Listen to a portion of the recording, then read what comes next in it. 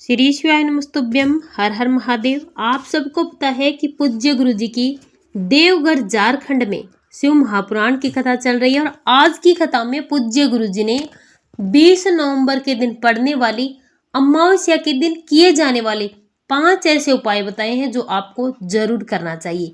अगर किसी भी प्रकार का पितृ दोष है, किसी भी प्रकार से अगर आपको सौपन आ रहे हैं, अगर आपको डर लगता है, भय लगता है, अगर आप किसी भी कार्य में सफल नहीं हो पा रहे हैं, अगर आपके पितृ प्रसन्न नहीं है, आपके घर में धन नहीं आ रहा है, कर्ज बढ़ता जा रहा है, तो पूज्य गुरु जी ने बताया कि आपको आज की कथा का उपाय जरूर करना चाहिए, क्योंकि अमावस्या का दिन बहुत ही विशेष होता है अपने पितरों को प्रसन्न करने के लिए। और अपने पितरों के निमित्त आपको एक दक्षिणी मुखी दीपक जरूर लगाना चाहिए।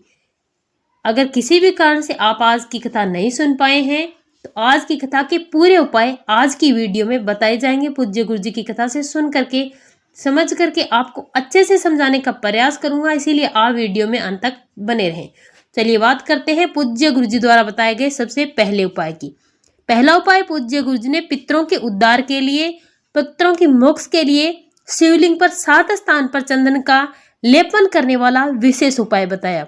दूसरा उपाय पूज्य गुरु जी ने पितर दोष निवारण के लिए चावल और कपूर वाला उपाय बताया। तीसरा उपाय पूज्य गुरु जी ने प्रदोष काल में दक्षिण मुखी दीपक वाला बताया। चौथा उपाय पूज्य गुरु जी ने काल सर्प दोष, पितर दोष, वास्तु दोष के लिए बेल फल वाला बताया था। और पांचवा उपाय पूज्य गुरु जी ने एक ऐसा औषधीय उपाय बताया है जिससे हर बीमारी से आपको छुटकारा मिलेगा। अमावस्या का दिन बहुत ही विशेष, इसीलिए आपको चूकना नहीं है। चलिए बात करते हैं आज के सबसे पहले उपाय की। यदि आपको लगता है कि आपके पूर्वजों का उद्धार नहीं हुआ है, कोई भी अधोगति में चला गया है, तो अमावस्या के दिन थोड़ा सा आपको चंदन लेकर 1 लोटे में जल भरना है। तांबे का पात्र होना चाहिए, थोड़ा सा गंगा जल डालें और चले जाएं महादेव के मंदिर में शिवलिंग के पास उत्तर दिशा की तरफ मुख करके सबसे पहले आपको 1 लोटा जल महादेव की शिवलिंग पर श्री शिवाय नमस्तुभ्यम मंत्र का जाप करते हुए समर्पित कर देना है। इसके बाद आपको थोड़ा सा चंदन लेकर देवादिदेव महादेव के मंदिर में 7 स्थानों पर समर्पित करना है। चंदन पितरों को अति प्रिय होता है और इसके स्पर्श मात्र से उनका कल्याण हो जाता है।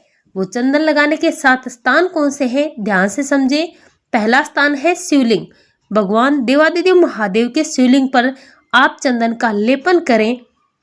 अपने पितरों को मोक्ष की प्राप्ति के लिए अपनी मनोकामना करते हुए आपको मन ही मन इस चंदन का लेपन करना है, मन में आपको प्रार्थना करनी है। दूसरा स्थान है गणेश जी का स्थान। जलाधारी के ठीक सामने दाईं ओर गणेश जी के स्थान पर चंदन की उंगली लगाएं। और तीसरा स्थान है कार्तिक जी का स्थान। जलाधारी के बाईं ओर सदानंद कार्तिकेय जी, वहां पर आपको चंदन लगाना है। और चौथा स्थान है माँ अशोक सुंदरी का स्थान। गणेश जी और कार्तिकेय जी के बीच में जो अशोक सुंदरी के स्थान पर आपको चंदन की टिक्की लगानी है। और अगला 5वां स्थान है जलाधारी। शिवलिंग की जो जलाधारी होती है वहां पर आपको चंदन की 1 बिंदी लगानी है।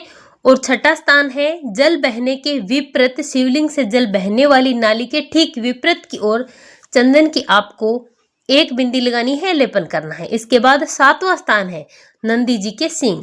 नंदी जी के मस्तक के ऊपर जो 2 सींग लगे होते हैं उन पर आपको चंदन का लेपन करना है या फिर थोड़ा सा चंदन लगाना है। इन 7 स्थानों पर चंदन लगाने मात्र से शिव पितरलोक के पितरों को मुक्ति प्रदान करके बैकुंठ लोक में निवास देते हैं। यह उन लोगों के लिए विशेष रूप से करना चाहिए जिन्हें सौपन में मुर्दे दिखाई देते हैं, जिन्हें किसी भी गलत चीज का भय लगता है, डर लगता है। अब चलिए आगे बढ़ते हैं हमारे दूसरे उपाय की तरफ, जो पितर दोष निवारण के लिए चावल और कपूर का उपाय करना है। इसके लिए आपको चावल लेना है और कपूर लेना है। यदि आपके घर में पितर दोष है तो किसी भी अमावस्या के दिन आप इस उपाय को कर सकते हैं। चावल की कटोरी में आपको 1 कपूर का टुकड़ा रखना है। पहले आपको 1 कटोरी लेनी है, उसमें आपको चावल भरना है, उस पर 1 कपूर का टुकड़ा रखना है।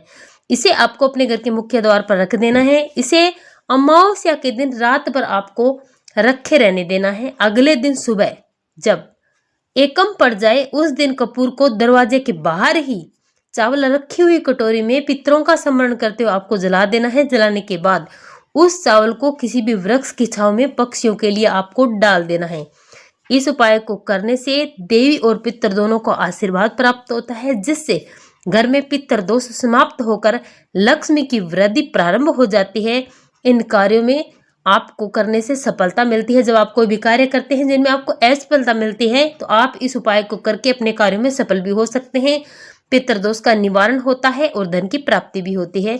चलिए बात करते हैं आज के तीसरे उपाय की। प्रदोष काल में आपको एक दक्षिणी मुखी दीपक जरूर लगाना चाहिए। अमावस्या के दिन प्रदोष काल के समय में इस उपाय को आप जरूर करें। इस उपाय को करना कैसे है? इसके लिए आपको एक दीपक लेना है, उसमें आपको लंबी बाती लगानी है, गाय माता का घी डालना है। किसी भी नदी, तालाब, कुआं, बावड़ी जो आपके घर के आसपास है, वहां पर आपको इस दीपक को लेकर जाना है। घी का दिया जलाना है, जिसकी बत्ती का मुख आपको दक्षिणी की ओर होना है। कुआं, बावड़ी, नदी, तालाब जहां पर जाएंगे वहां पर बत्ती दक्षिणी तरफ करके आपको इस दीपक को जलाना है। यदि कोई जलाशय ना हो तो पिंपल, बेलपत्र यानी कि बिलोपत्र वाला वृक्ष या बरगद यानी कि वट वृक्ष के नीचे आपको इस दीपक को लगाना है। इनमें से आपके घर के आसपास जो भी स्थान है वहां पर आपको ये दक्षिणी मुखी दीपक प्रज्वलित करना है। दीपक आप कहीं भी लगाएं, दीपक का मुख आपको दक्षिण की तरफ करना है।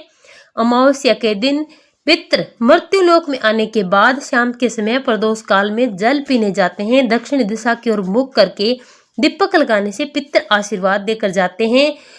फलो फूलो, आगे बढ़ो, उन्नति करो, तरक्की करो। इससे सारे पितृ दोष भी समाप्त हो जाते हैं और आपके अटके हुए कार्य भी चलने लगते हैं। धन की प्राप्ति होती है और घर में सुख और समृद्धि बनी रहती है। चलिए बात करते हैं अगले उपाय की, जो है काल सर्प पितृ दोष, वास्तु दोष के लिए एक बेल फल का उपाय आपको जरूर करना चाहिए। इसको करने से काल सर्प दोष समाप्त हो जाता है। पितृ दोष के साथ साथ अगर किसी भी प्रकार का वास्तु दोष है तो वो भी समाप्त हो जाता है। जिनके यहाँ पर पितृ दोष, काल सर्प दोष, वास्तु दोष है, उन लोगों को इस उपाय को जरूर करना है। इसके लिए आपको एक बेल का फल लेना है। इसके अंदर का गुद्दा यानी कि जो भाग है वो आपको निकाल लेना है। उस खाली बेल के फल में आटा सेक कर आपको यानी कि भून करके उसमें शक्कर मिला करके आपको भर लेना है, यानी कि आपको इसकी पंजीरी बनाकर भर लेनी है। अमावस्या के दिन सुबह 10 बजे से पहले इसे अपने घर से सब दूर घुमाएं। अपने घर के अंदर जितनी भी जगहें हैं सब आपको घुमाना है। परिवार के सभी सदस्यों को हाथ से स्पर्श करवाना है। पीपल के पेड़ के नीचे गड्ढा खोदकर उस बेल फल को दबा देना है। केवल एक अमावस्या को यह करने से पितरों के दोष से मुक्ति मिलती है और घर के जो भी कार्य हैं वो सफल होने लगते हैं। आप अच्छे से कार्य करने लगते हैं। पितृ दोष के लक्षण क्या होते हैं? तो घर में बच्चे चिड़चिड़े हो जाते हैं, गलत संगति में डूब जाते हैं, बच्चे माता पिता का आदर नहीं करते, तेज आवाज में बात करते हैं, परिवार के किसी भी व्यक्ति की थाली के भोजन में बार बार अगर बाल निकल रहे हैं तो आपको समझ लेना चाहिए कि आपके घर में पितृ दोष है और आपको ये उपाय भी जरूर कर लेना चाहिए। चलिए बात करते हैं पूज्य गुरु जी द्वारा बताए गए आज की कथा के अगले उपाय की।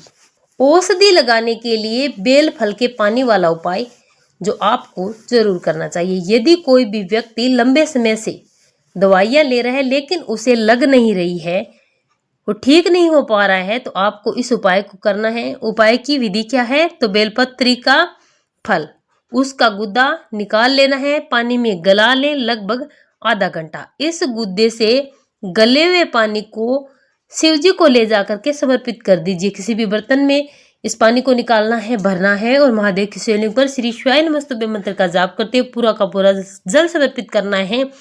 उस पानी में से जो आपने समर्पित किया है लगभग थोड़ा सा पानी आपको रोक लेना है और अपने घर इस पानी को लेकर आना है। जो भी व्यक्ति बीमार है उस व्यक्ति को औषधि यानी कि दवाई देने से पहले आधे चम्मच में से आधा पानी, थोड़ा सा पानी आपको श्री शिवाय नमस्तुभ्य मंत्र का जाप करते हुए पिला देना है। इस पानी को देने के बाद यदि आप औषधि देंगे तो निश्चित ही यह औषधि अपना कार्य करना प्रारंभ कर देगी और वह व्यक्ति जल्दी स्वस्थ हो जाएगा। तो आपको इस उपाय को जरूर करना चाहिए, बहुत ही महत्वपूर्ण है। कितनी भी बड़ी बीमारी क्यों ना हो जाए, अगर आप इस उपाय को करते हैं तो उस व्यक्ति को बीमारी से, रोगों से छुटकारा जरूर मिलता है। अमावस्या का दिन बहुत ही महत्वपूर्ण और विशेष है, इसीलिए आपको इस उपाय को जरूर करना चाहिए। श्री शिवाय नमस्तुभ्यम। हर हर महादेव।